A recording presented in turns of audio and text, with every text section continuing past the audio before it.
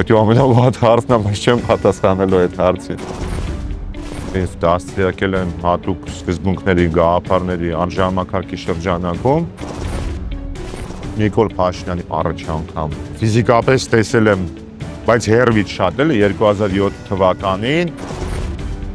որքան էլ վարչապետը էլի իմ ընկերն է, բայց ես որպես ընկեր ենթադրում եմ, որ իրավունք չունեմ իր համար դեր դառնալ։ Դա հարցեր, որը որ Բանկոչարյանի հետ համաձայն չեմ, կլինեն դրանք բովանդակային, թե իրավիճակային։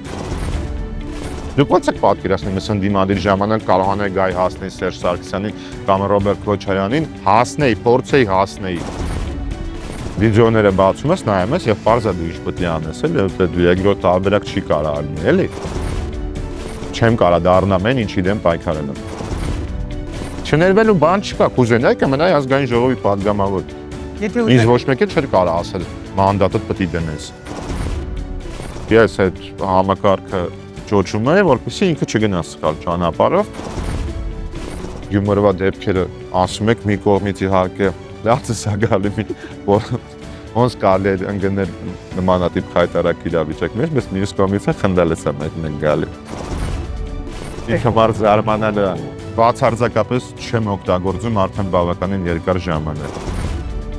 Լավ հարց է եւ ես ձեզ անկեղծ կպատասխանեմ Սերժ Սարգսյան միանշանակ այդ համեմատության մեջ։ Արմբլու լրատվականի հաղորդումը ժողովրդի հարցերը դիտեք հունիսի 5-ին ժամը 19:00-ին։